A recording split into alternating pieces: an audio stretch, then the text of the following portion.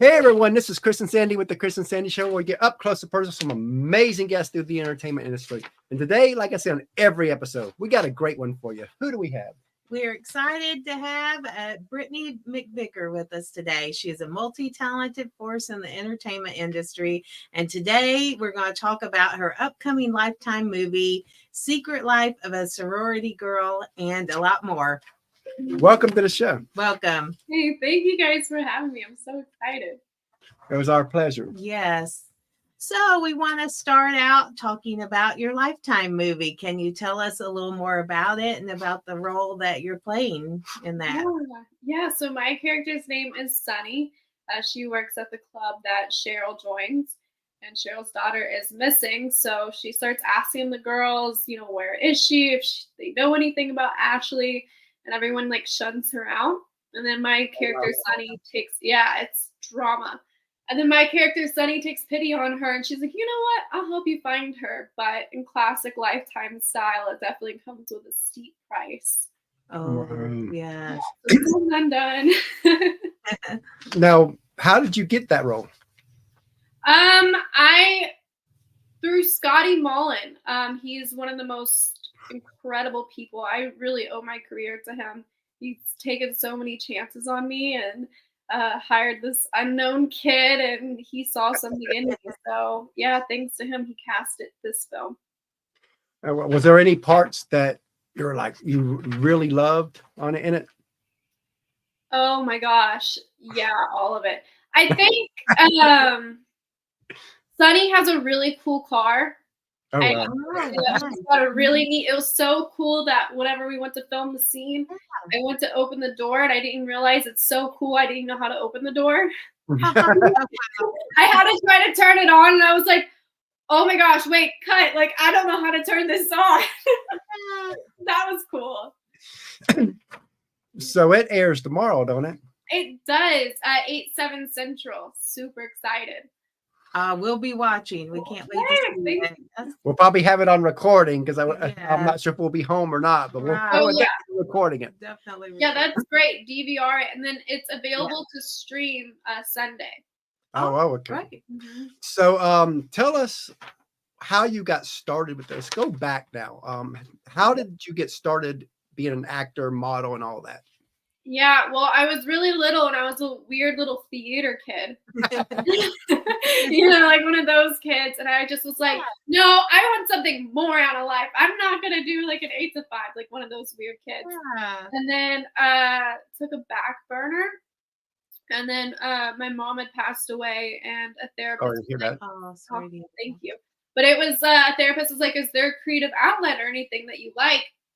And I was like, yeah, I used to do theater and stuff. And I kind of picked up on that more and started taking it seriously in classes.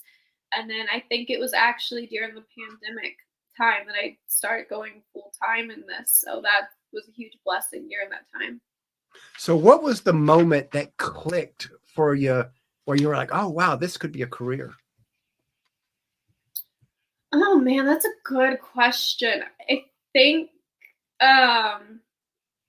one of my friends was a full-time, doing acting. He's on a lot of really cool shows. And I was like, wait, this is your full-time job? And he was like, yeah. I was like, you don't have another job. He's like, no, this is what I do for a living. And I think it was that moment that I was like, oh, well, I should really pursue this. I think it wasn't really for me.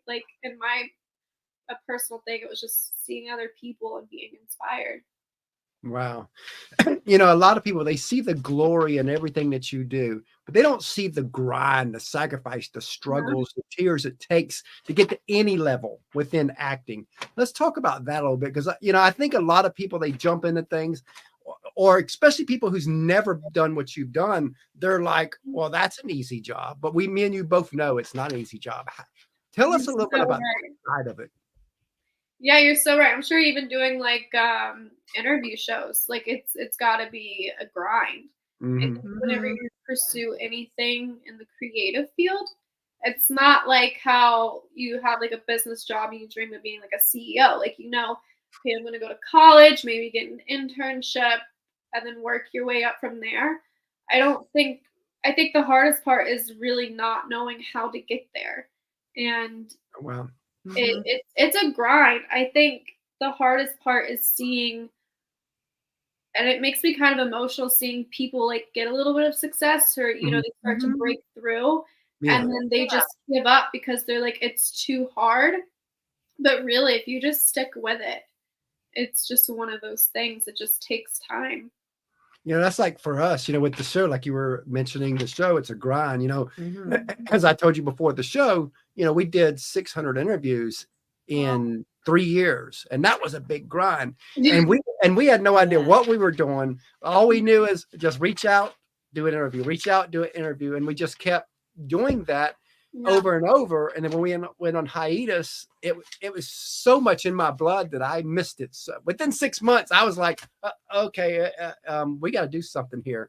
And here we are back with you. Oh, I feel so honored. I was talking to Chris earlier, Sandy, and I was saying how I was reading like your interview list and all the guys that you've interviewed. I feel so honored. I was like, oh my gosh, you guys met with some legends. And like my buddy there, he said that him and I had Tiffany on in the same day. That's right. Because he's got a show. He's got a show too. How cool is that? And that's something that's been really fun too, is getting to know other people who do these podcasts too. And now, don't get me wrong, I've also caused issues where, because we got people that some people couldn't get, they dropped as a friend. So we've had that, but there are a handful of people that do podcasts like me that we're close friends with, so that we could talk stories with and all that, because they know what it's like, just like with you, we know what you're going through chasing that dream, because we're trying to chase it too.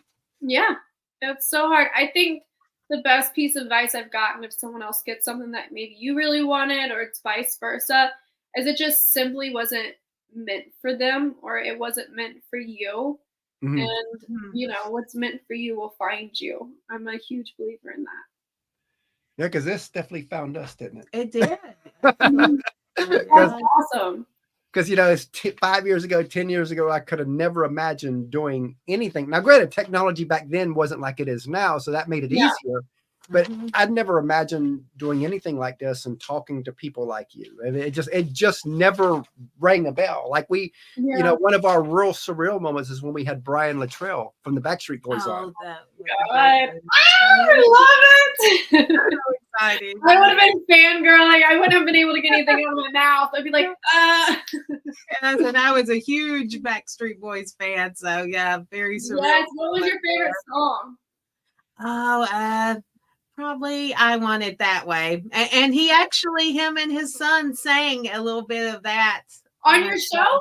On our show. That was an amazing. So technically got like a private performance. We did. Yeah.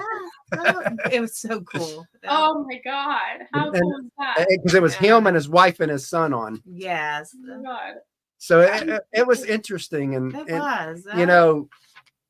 The knowledge that he has within the thing and the stories that he has, it was just, it was so unbelievable to have him on.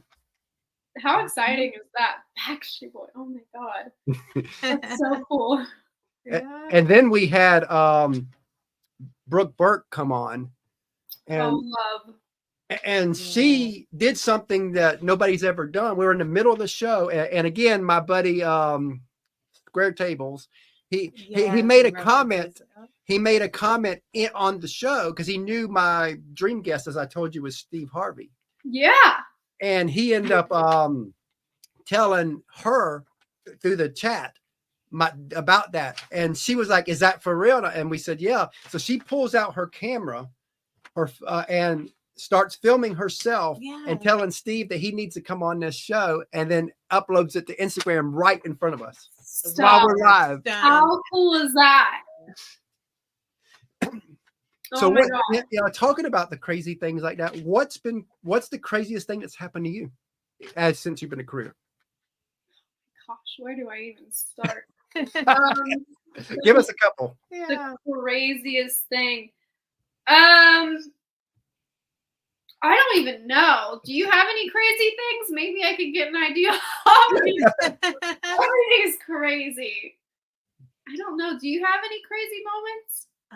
Can you remember anything that stands out? No, we need to sit down and think about that one. I didn't sit down and think about it. Yeah. Maybe this. This is crazy cool. I'm excited. Oh, we love that. We always love to hear that. Yeah. Yeah. So what drives you to keep going? I think it's something I was born with.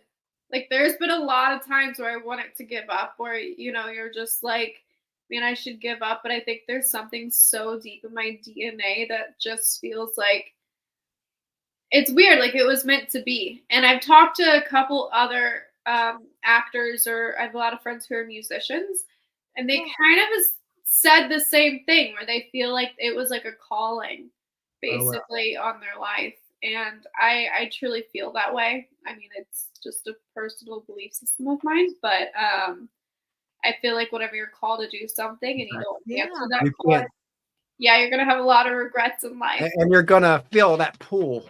Yeah. Yeah, I think it's just like a really deep desire in my heart to keep going.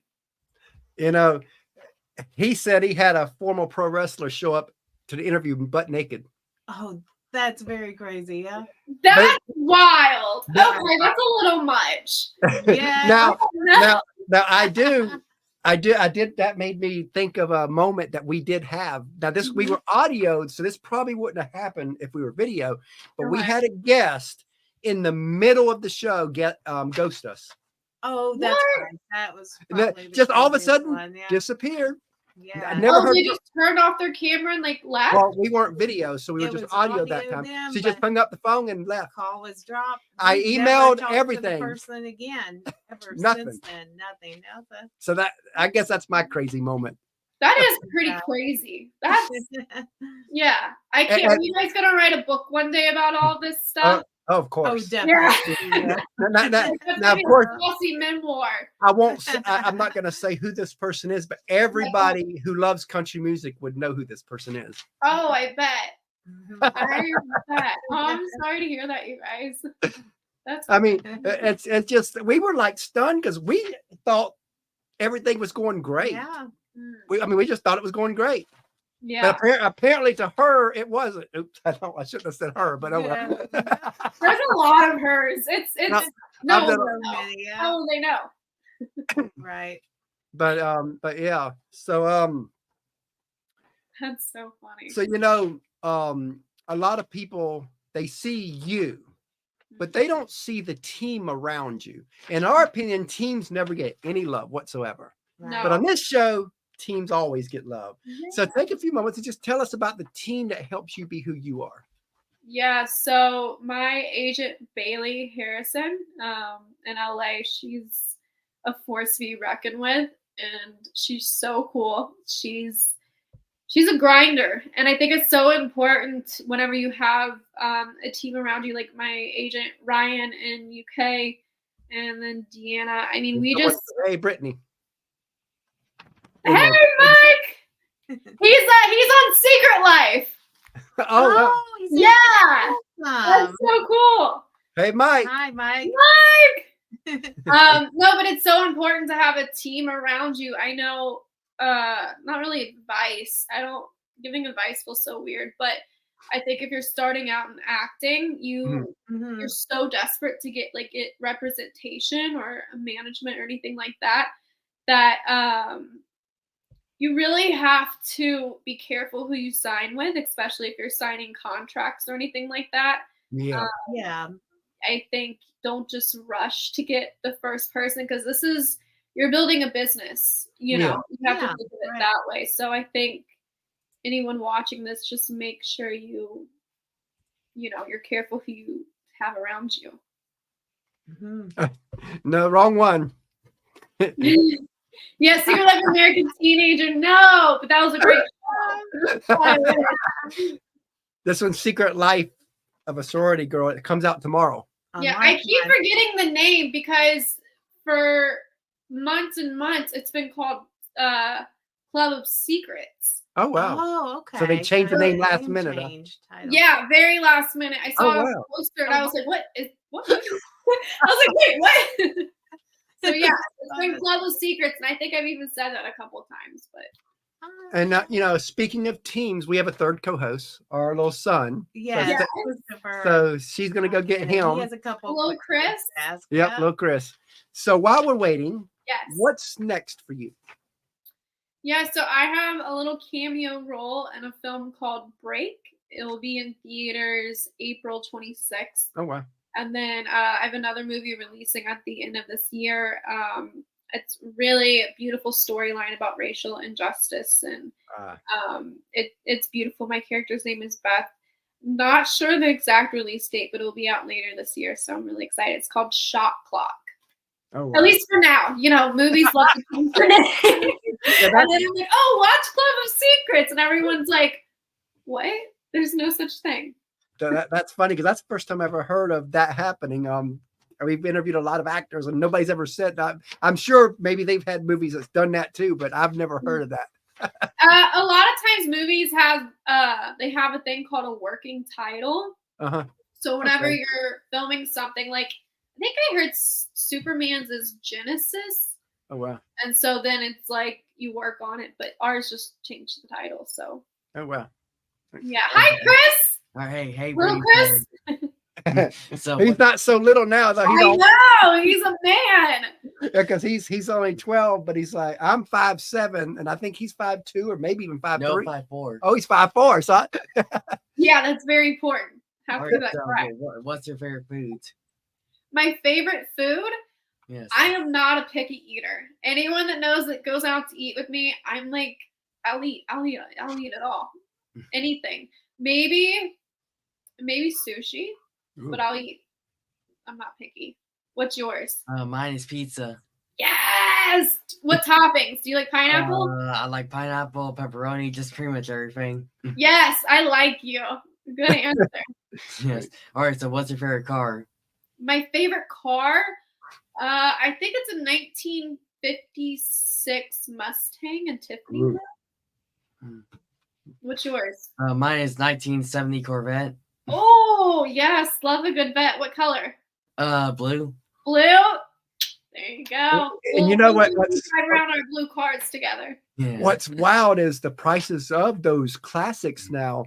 Is when I was 18 years old, I had a 1970 Chevelle Super Sport, Nice. and I sold it for $500. What? They're now worth 80 to 100K. Oh my gosh. You know, that's one of the moments where you're like, oh my God, what did I do? Oh my gosh. Yeah. And it's like, what is it? You can get the historic tags or Mhm. plates, Oh, wow. which is pretty cool. Yeah, we love the car. We go to car shows all the time, and he loves it. Yeah. What was your channel again? The customized ride. Yes. That's pretty cool. It just, again, that one took off so much. We were like stunned on it. So now we're like building two brands. Yeah. All right. got That's it with questions. Okay. Okay. It was nice seeing you, Chris. Yes, nice seeing you too. Bye. Bye. So if you could co-star with any actor, Yeah. who would it be, and what would you like your role to be? Honestly, anything with Jennifer Lawrence. Oh wow. Oh my God, yeah, she's amazing. So she's actually from Louisville, and we shot Secret Life in Louisville, which is pretty cool. And they had like these huge, they had like a banner with her on it, which I thought was so cool that they recognized her. So that was pretty cool. Love that.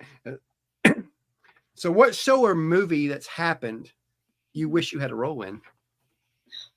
Everything. There's a lot I've auditioned for, and then I watch it and I was like, I think it was there was a Michael Keaton show he did, Dope Stick, I auditioned for a couple times, and I'm just like, oh, I love that. It was so Was good. there ever roles in the past that you didn't get, and when it came out you were like, wow, I know why I didn't get it? No, I was like, no, that should have been me. No, just kidding. No, they all did great. No, yeah, there's a lot. I mean, just hundreds. That's a What good was it? one. giving girl. I met her before. She's lovely. Oh, wow. It was so sweet. So where would you like to be in 5 years?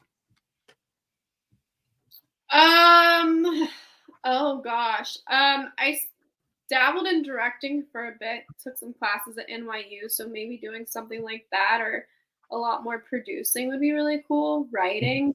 I don't keep doing this. Same thing. Now you have a film that you directed, didn't you? Yeah, so it's a faith-based short Oh, wow. called Just Peachy. And it's in some film festivals, but we're basically screening it to women incarcerated and like more support groups. And it's been getting a lot of really cool feedback as far as like people sharing their stories and kind of just a message of hope, which Oh, wow. you can do a lot with film. You can do a lot with the impact of it. So I think that's a huge trajectory I would like to make one day. So Mike said, watch it to see who got the part. I guess that's what you do too. Yeah. Say who got it. No, I try to let it go unless it's something I really, really want that I can't even watch it. I'm like, but it's all about it. So tell us, what's been your favorite movie you've done so far? This one was really great. I can't really pick. I really think, honestly, I'll be biased, is Secrets of a Celebrity Nanny. Oh, wow. I had the best time, not saying like I've never had a bad experience, thank God, with cast or directors or anything like that. But there was just something so special about that I can't really even pinpoint. And yeah, I think it was that. Love that. So of all the roles you've played, what's been your most challenging? Challenging?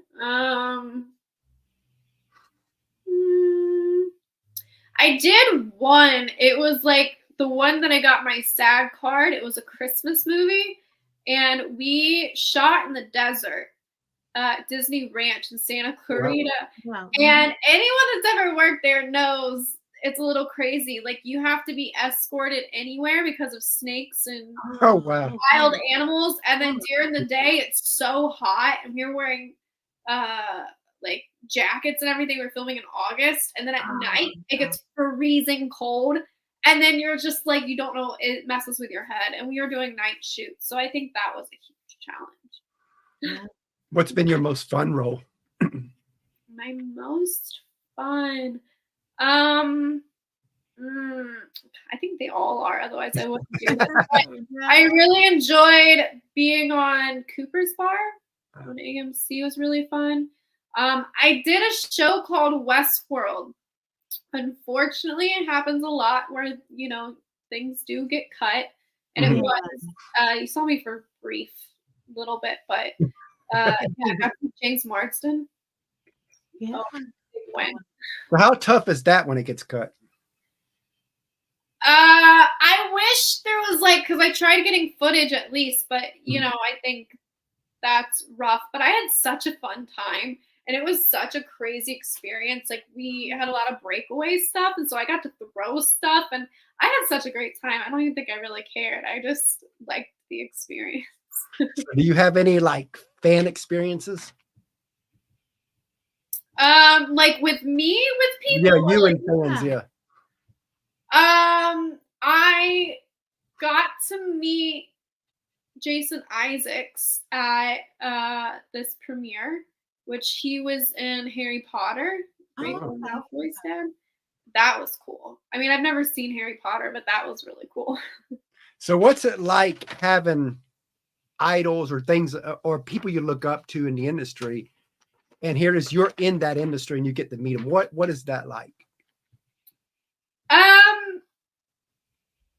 I think it's really weird because I've never had a bad experience with someone that I look up to, and then because people are like, don't meet your idols, but I've had a lovely time with everyone. But I do think you start to realize more of the humanity. I think there is such a blessing in that, because you're like, exactly. Like, you're a human being, and that's accessible. And it's like God's not really playing favorites out here. Like that can be me. That's like when we had Brian Luttrell come on the show. Yeah. Although he had this big fame behind him for years, it was like when you talk to him for that, because I think we had him on for an hour. It was an hour. And and when you talk to him, he was just so down to earth and everything. It was just humble, amazing. Just a really kind person. I love that. Yeah, a lot of people are. Yeah. Really. I mean, I don't know how far you could really make it being a jerk. That's true. I think in the past you could, but because of social media, that kind of changed everything. Yeah. It was great. I worked on a Jack Harlow music video, and he outworked all of the PAs, like which personal assistant. It's just they call it PA for short. I mean, he was like grinding, and I've never seen anything like that. Like, oh wow, it really is a grind. If you go that like step above, and you just make it. So tell us about the videos you've been in, because I've seen that you've been in several videos too. Yeah, you got to pay the rent. I've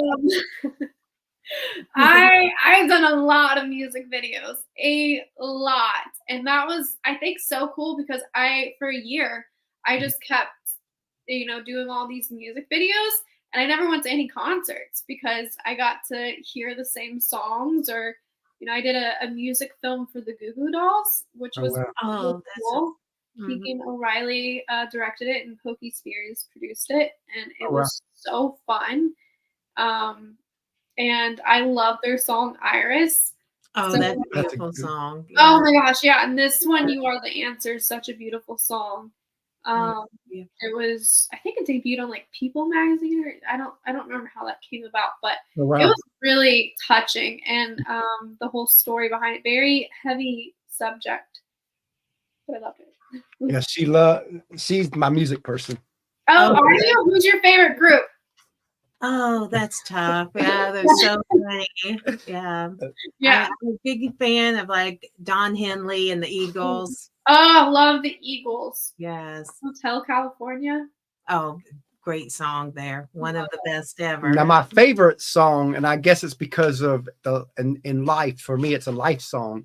Yeah. Is The Climb by Miley Cyrus. That's always been my favorite. That's a great one. That one's underrated. I know. It is like, underrated. So underrated.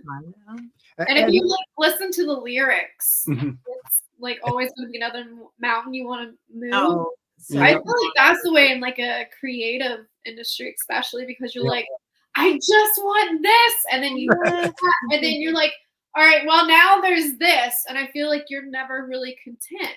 It's probably that way with you guys, and like, oh, we reached this milestone. Now we want this one. Or now we've got it here. Yeah.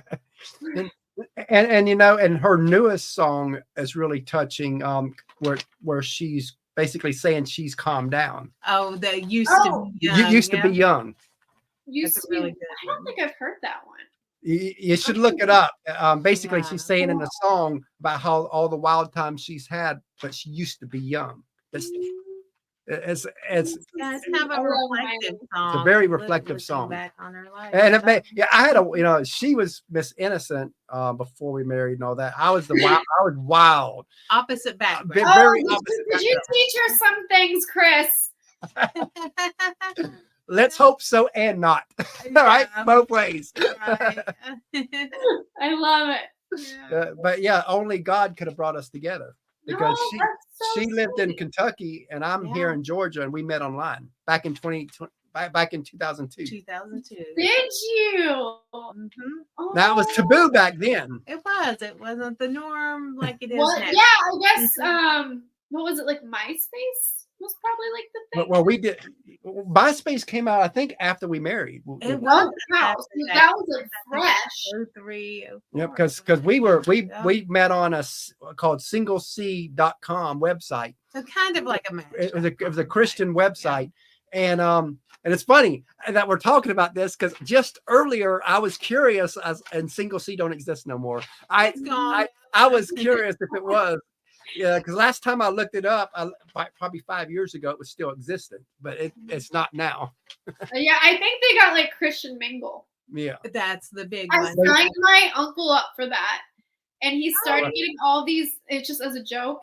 And he was like, "What is this?" And then, because I was like, "We need to find you a wife." He's single, by the way, still. And he keeps getting all of these emails about like some princess in, I don't know, Iran or some fake country. Like, I want to marry you. And it's like, it's kind of funny. Wow. But I really think, you can find love anywhere. It's just like, whatever's meant to be. But like I tell people, yeah, we've been married, 22 years in October. Mm-hmm. Yeah. It was safer back then than it is now, because even back then, even the bad people didn't understand the internet. The bad people didn't understand. No, it's true. Because now, granted, before she came along, I do have catfish stories. Do you?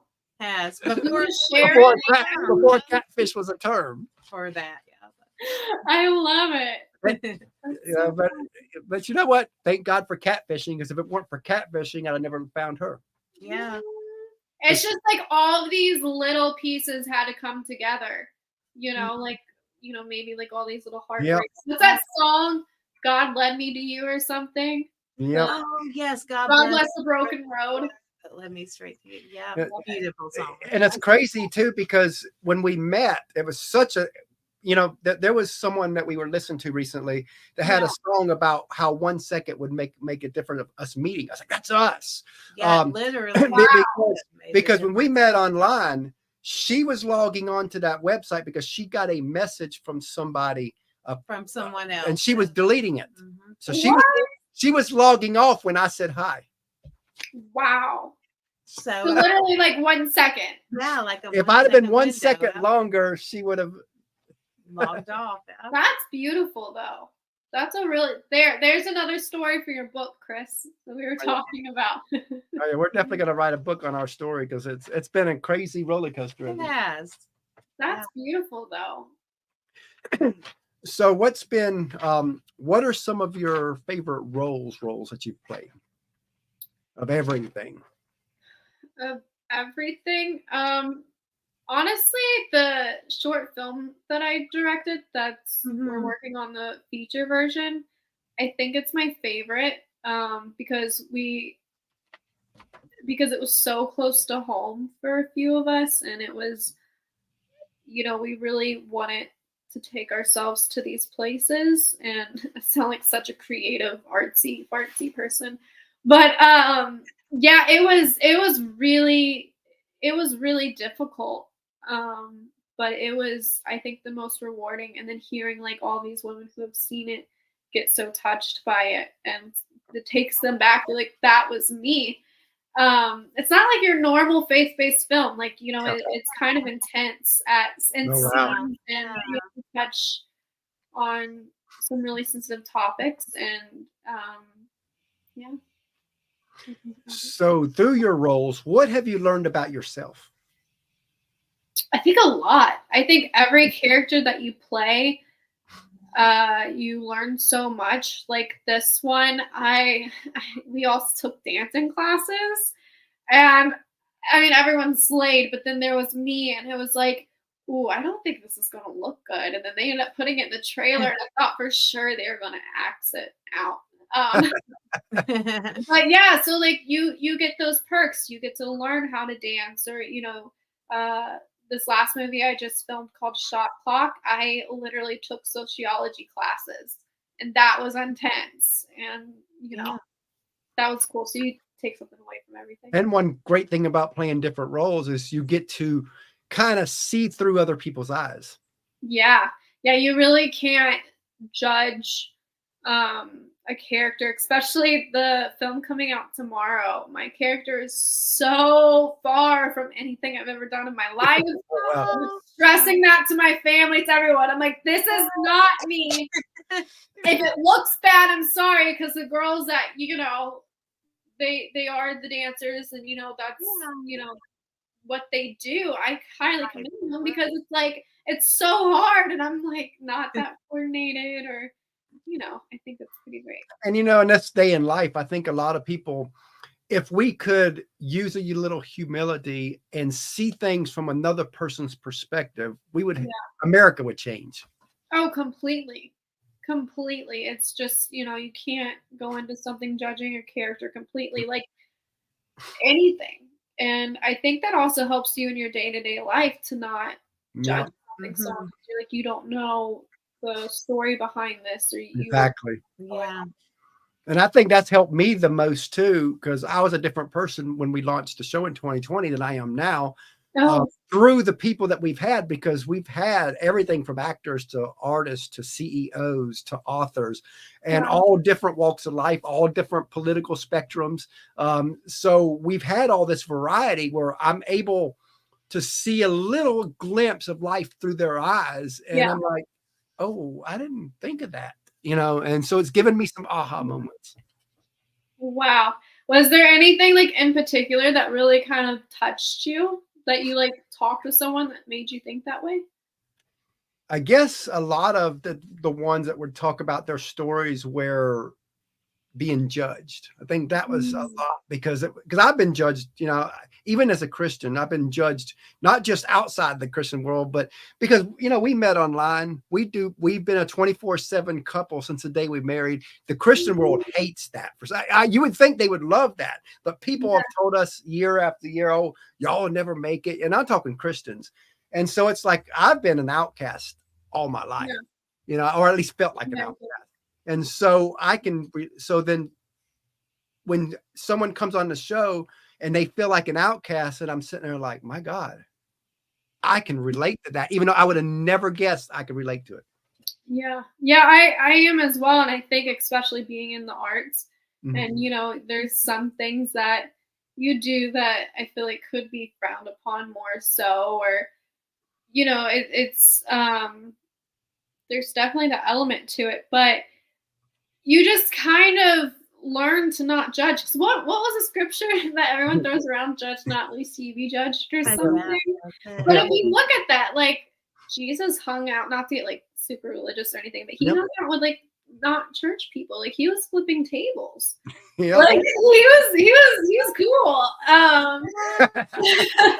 Like sometimes I want to flip a table. No, I Yes, don't. good. But it's so relatable. Yep. It is, yeah. And that's the part that like when we visit Nashville a lot, when we go there, a lot of my Christian friends will make comments because we go into the bars to listen to music. I'm like, I beat with God's help 19 years of addictions. He healed me. Oh, congratulations. He healed me 16 years ago.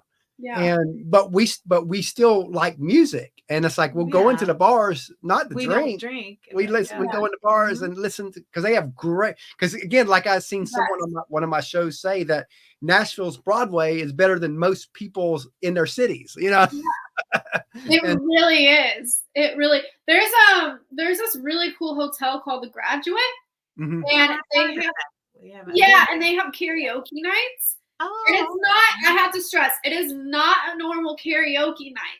Like I would never go up there because it's literally like these people giving a Broadway performance, or it's like Oh you're wow, the greatest pop singer and you're just like, this is supposed to be wow. karaoke. Yeah. So yeah, I get it. It's great. It's fun.